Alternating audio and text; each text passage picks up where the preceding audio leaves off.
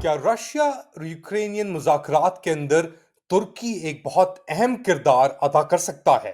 और क्या एर्दोआन ये सब कुछ कर सकता है ऐसे वक्त में जब वो तुर्की की आईन, जो उसकी बुनियादी फाउंडेशनल डॉक्यूमेंट है 1923 से लेके अब तक, उसको तब्दील कर सकता है?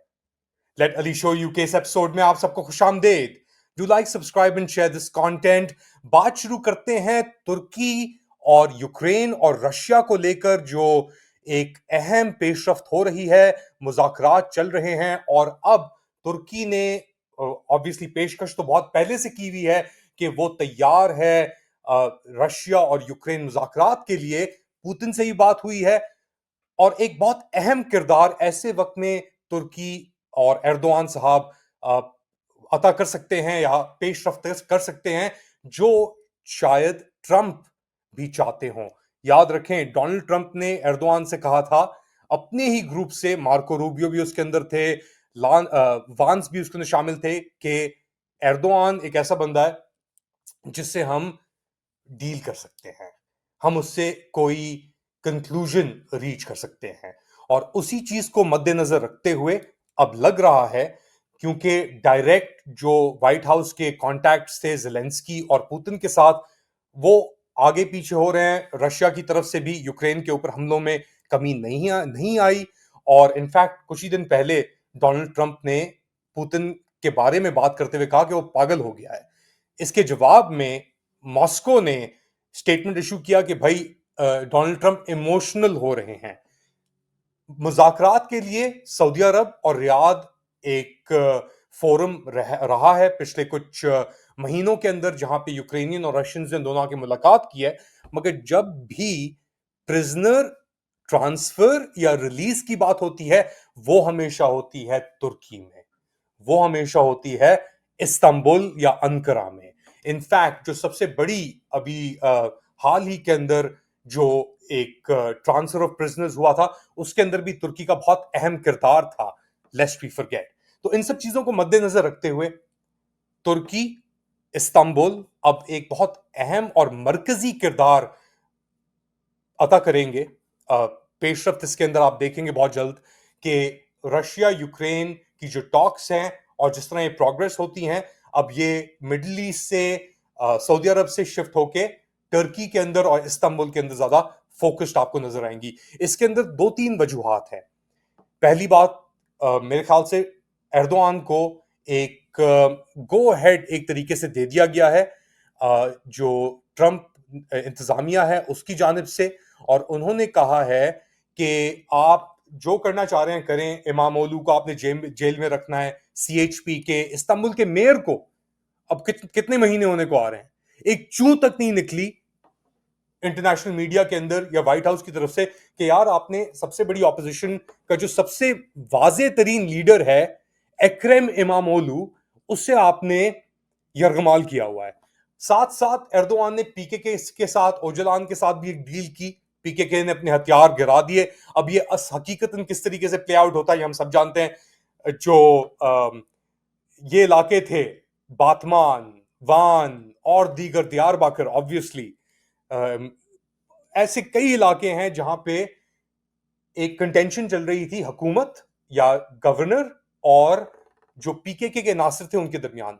यहाँ पे जो लोकल काउंसिल्स थी और मेयरशिप्स थी, निजाम था, उसे मुअत्तल कर दिया गया था कई साल तक। सूर के अंदर जो वाकयात हुए थे 2015 में, सुरुच के अंदर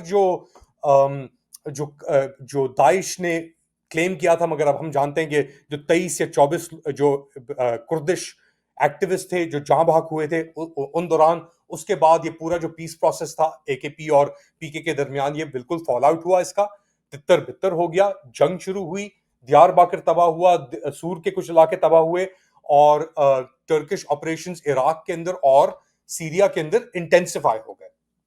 ये 2015 जुलाई अगस्त की बात है। इसके बाद तुर्की ने नवंबर 2015 में रशियन जो एक फाइटर जेट था वो गिराया अपने बॉर्डर सीरिया के साथ।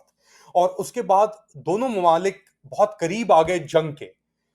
मगर एर्दोआन और पुतिन के जो जाती ताल्लुकात थे وہ بنیاد بنے اس پروسیس کو آگے بڑھانے کے لیے. تو جب جولائی 2016 آتا ہے، 15 جولائی 2016، اس دن سب سے پہلا اور واحد ملک جس نے ترکی کی مدد کی وہ رشیا تھا، اور پوتن کی فون کال تھی.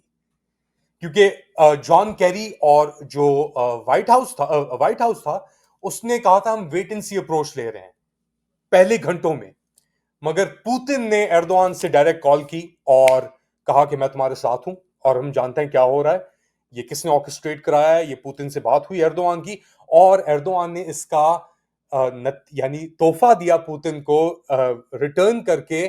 پہلی اپنی جو ٹرپ کی ایردوان نے دربے یا کو کے بعد، جو یہ ہوئی تھی نا، بغاوت ہوئی تھی 2016 کے اندر، تو اس کے اندر سیکوینس آف ایونٹس آپ جا کے دیکھ بھی سکتے ہیں، یہ بہت ہی انٹریکیٹلی آپ اسے فالو کر سکتے ہیں.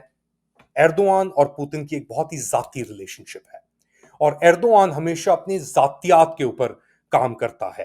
وہ لانگ ٹرم نہیں سوچ رہا، وہ صرف اپنے سیلف مفاد کے لیے ایک بہت ہی پریگمیٹک، کیا الفاظ استعمال کر سکتے ہیں. ایردوان کا انسٹنکٹ ہے اور ہمیشہ رہا ہے کہ وہ پریگمیٹزم کو اور اپنے مفاد کو پہلے ڈالے گا کسی گرینڈر انٹرسٹ کے اوپر. اسی لیے اس نے اپنے ڈائریکٹ کانٹیکٹ پوتن سے ہی بنا کے رکھے اور دیگر جگہوں سے ہی بنا کے رکھے.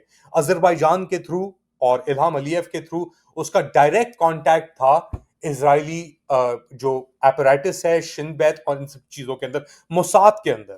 غازہ کو لے کر اور اسرائیلی بربریت اب 2 سال ہونے کو آ رہے ہیں.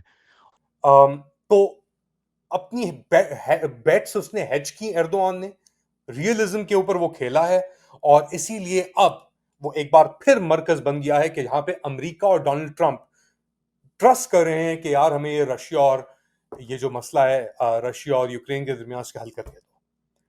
اسی لیے آپ دیکھیں گے کہ شفٹ ہوگا بہت فوکس ٹرکی کے اوپر، ایردوان کے اوپر. اور اسی لیے شاید ایردوان نے ایک نئی کمیٹی اب بلائی ہے اور اس سے کہا ہے کہ ملیں کہ کانسٹیٹیوشن آئین کو تبدیل کرنے کے لیے. یہ آئین فاؤنڈیشنل ڈاکیومنٹ ہے جو سیکولرزم کی بات کرتا ہے ترکی کے اندر. جو اتا ترک آئیڈیاز جو تھے، انفیکٹ وہ اتا ترکسٹ آئیڈیاز زیادہ تر انونو کے دور میں آئے، مگر پھر بھی وہ جو سب چیزوں کا جز جو تھا، what does it mean to be a Turk، کہ ترک ہونے کے لیے کیا بنیادی چیزیں چاہیے آپ کو، ایک سوال پوچھا گیا تھا. تو یہ جو آئیڈیاز تھے، اب اگر ایک لیگل کمیٹی ایک تشکیل دی جا رہی ہے ایردوان کی طرف سے، تو یہ سب بنیادی ideas are up for debate. اور ایسی انوائرمنٹ میں جب ترکی کے اندر ایک تشدد برپا ہے اکرم امامولو کے خلاف فار ایگزامپل، اور دیگر پولیٹیکل گروپس کے خلاف، اور ایک طرف مفاہمت اور مزاحمت دونوں ساتھ ساتھ چل رہی ہیں، مگر ایک بات یاد رکھیں، ایردوان اقتدار میں اپنے 25 سال مکمل کرنے والا ہے. یعنی میئرشپ، استنبول کی میئرشپ نظامیت چھوڑے ہوئے. بہت وزن اور بہت میموریز ہیں اس پورے سسٹم میں، اور بہت فرسٹریشن ہے سسٹم کے اندر.